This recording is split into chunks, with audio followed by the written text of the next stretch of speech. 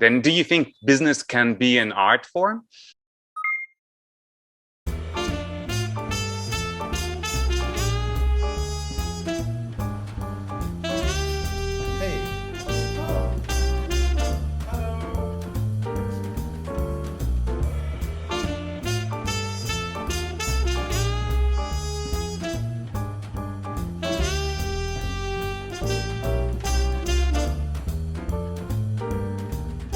Danny, today we're going to be talking about arts and culture, and I know it's a subject that you really enjoy.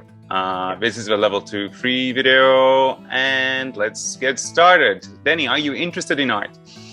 Yes, I am. I'm extremely interested in art, and I think it's one of the most important things in life to have good art around you. How about you? I see. Yeah, I am interested in it too, though I suppose I suppose it depends on what we would define as art. I would define many things as art, which brings a question, Danny, how would you define art?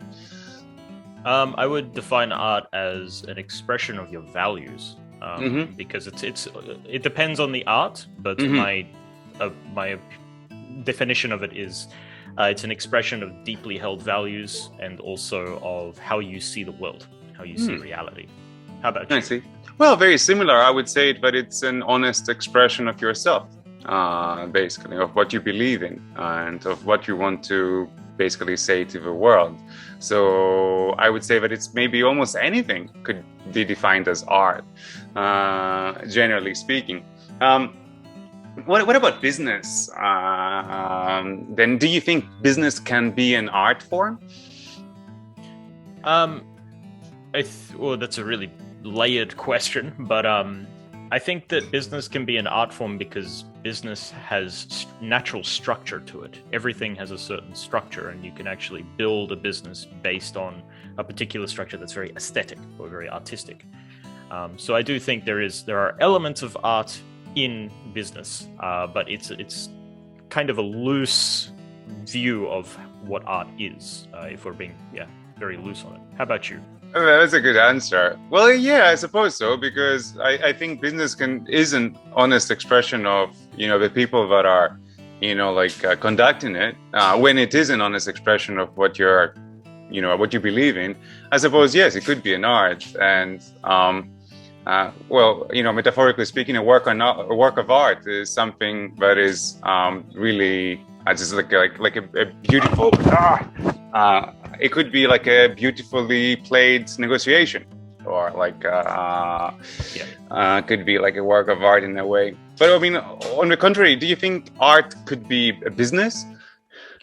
If we're looking at art from the actual real artworks, painted, things like that, yes, definitely. And I think in particular with new technologies like cryptocurrencies and stuff, they're now able to develop technologies that you can sell your art much easier, but it's very, very, very hard to make a business out of art. Very, very hard.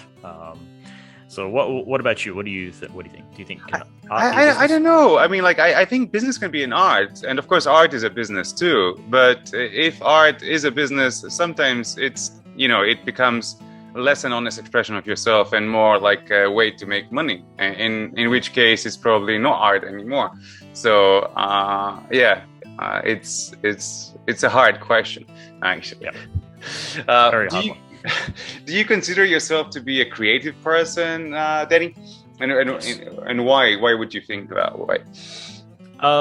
It's something that I've reflected and thought on very deeply for a very long time, just to figure myself out and all that. But a big difference between some friends of mine who are not very creative versus me, they might be very good at analyzing and problem solving certain things. But in my case, the way I think, I have like 100 ideas when someone gives me a problem, but my friend might just have a very structured approach to something. He doesn't have 1,000 solutions. I have 1,000 solutions. He has a good way to get to the solution. So yeah, I would say, given the way I am and my personality and all the things I do, definitely creative. How about you? What do you think? I suppose so. I mean, I think, again, like creativity can come in many forms. And whereas I'm not really artistic, I'm not really good at painting or drawing. I think I'm pretty creative when it comes to our work. I always I enjoy thinking of new things and new projects and creating new stuff, generally speaking. So yeah, I think you can be creative in many different ways. Definitely. To slightly change the subject, how about like appreciating art? Do you occasionally go like to art festivals, museums, galleries, things like that?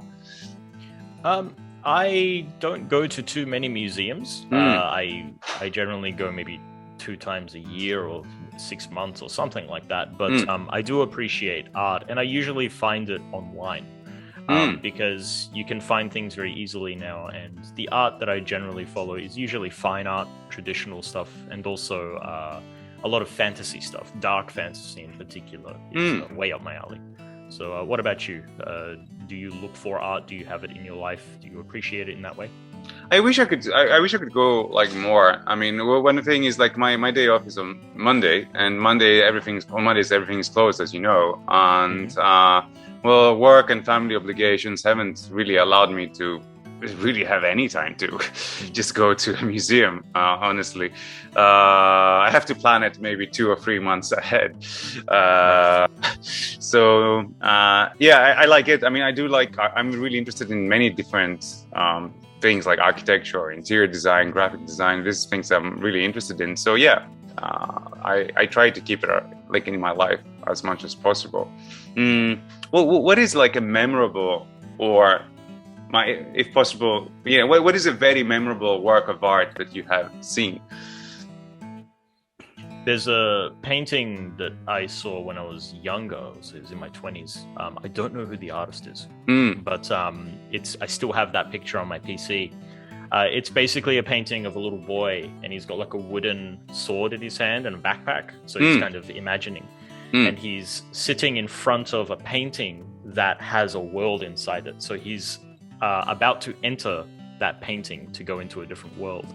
And it's a wonderful painting because it kind of represents the feeling of adventure when you're young, that idealism. And I think it's a beautiful painting. It always inspires me.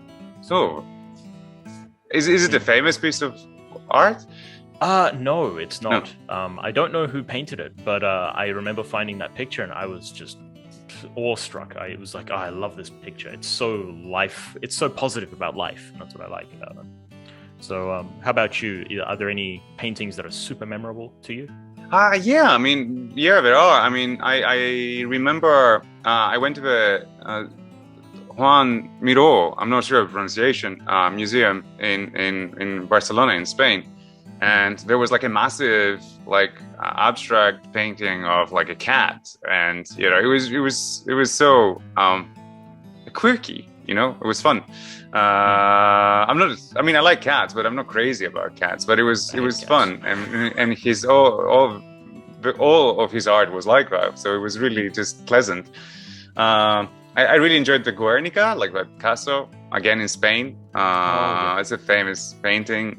It was the opposite of quirky. I was quite, it was quite like a strong painting. And the Night Watch, maybe by Rembrandt, in the Rijks something museum in Amsterdam. And that was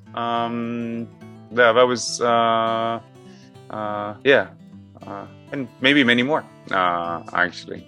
I see. Oh, last question. Are you interested in Japanese arts and culture? Yes, I am.